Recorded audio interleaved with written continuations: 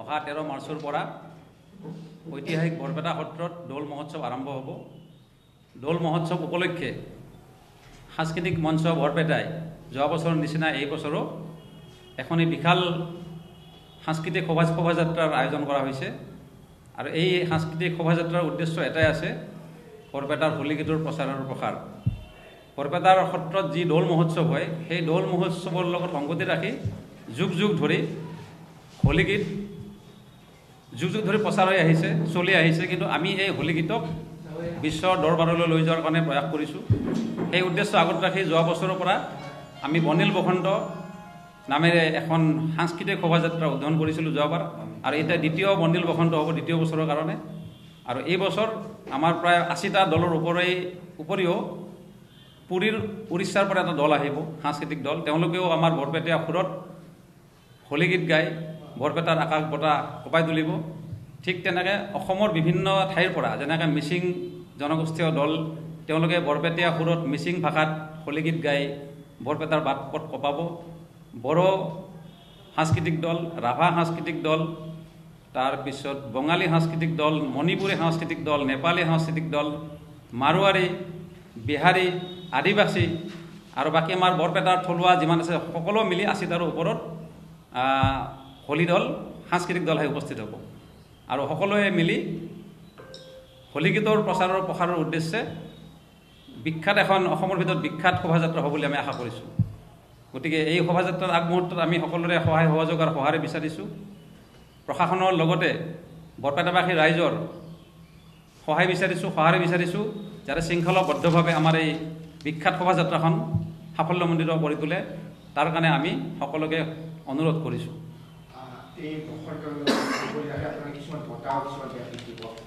আৰু এই বছৰ আমি বনিল বসন্ত শোভাযাত্ৰাৰ আগমুহূৰ্তত এটা অনুষ্ঠান ৰাখিছোঁ। তাত সমাজৰ 3গৰাকী বিশেষ ব্যক্তিক 3টা বঁটাৰে সন্মানিত কৰা হ'ব।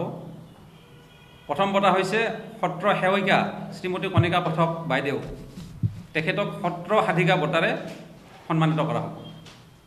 তাৰপিছত ৰবীন্দ্ৰনাথ দাসক সত্ৰ সাধক বঁটাৰে, সাংস্কৃতিক সাধক বঁটাৰে সন্মানিত কৰা হ'ব। আৰু বনিল বসন্ত হোলীপ্ৰাণ বঁটাৰে প্ৰয়াত জয়ন্ত দাসৰ পৰিয়ালক মৰণোত্তৰভাৱে আমি বঁটা প্ৰদান কৰিম।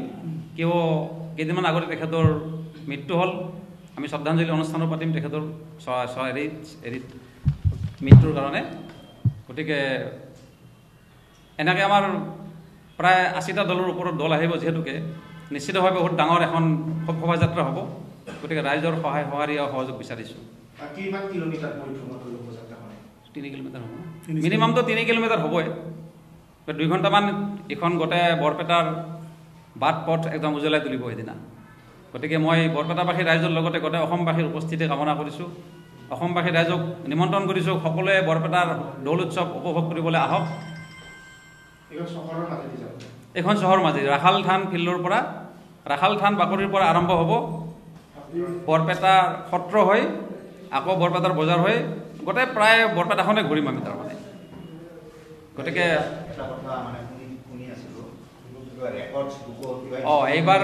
এইবাৰ কি হৈছে, অসম বুক অফ ৰেকৰ্ডছৰ প্ৰতিনিধি দল আহিব।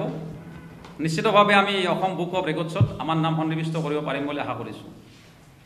আৰু এটা কি আছিলে, নেশ্যনেল বুক অফ ৰেকৰ্ডছৰো প্ৰতিনিধি আহিব বুলি শুনিছোঁ। গতিকে যদি আমি নাম সন্নিৱিষ্ট কৰিব পাৰোঁ, নিশ্চিতভাৱে আমাৰ বৰপেটাৰ দৌল উৎসৱ আৰু হোলীগীত বিশ্ব দৰবাৰলৈ লৈ যাবলৈ সক্ষম হ'ম আমি। এই আমাৰ কাৰ্যকৰী সভাপতি মহোদয় কওক।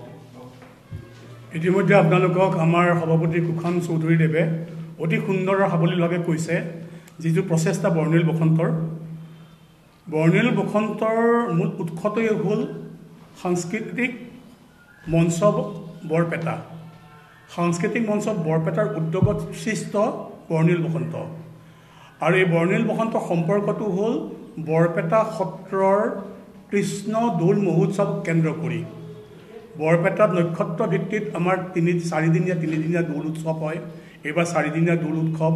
এই দৌল উৎসৱৰ লগত সংগতি ৰাখি যোৱাবাৰ বৰ্ণিল বসন্ত আৰম্ভ কৰিছিল যে বিভিন্ন ভাষাভাষী লোকক লৈ তেওঁলোকৰ মুখৰ মাতেৰে আমি আমাৰ বৰপেটাৰ প্ৰাণৰ হোলীটো গাব পাৰোঁ নেকি।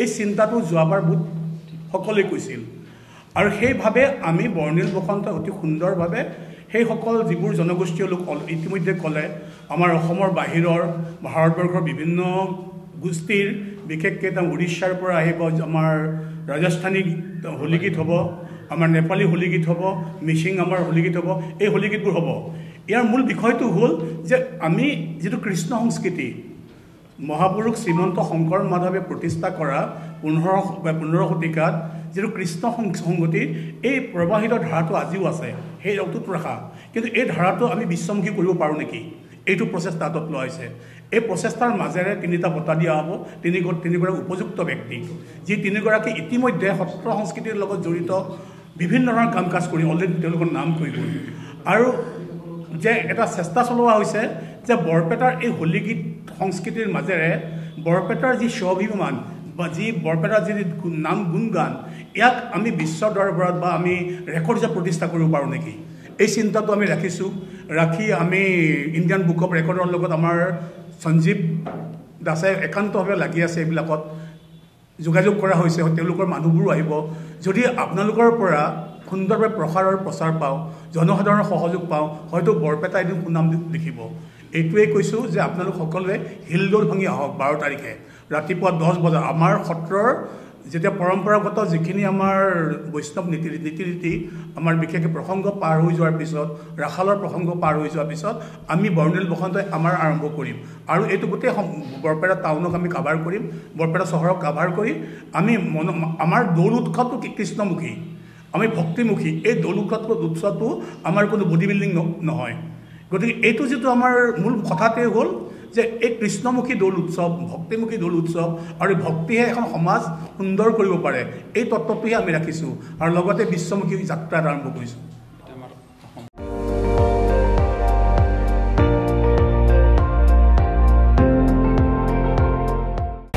আপুনি চাই আছে ND24 সৰ্বশ্ৰেষ্ঠ নহয় সৰ্বোত্তমৰ দৌৰ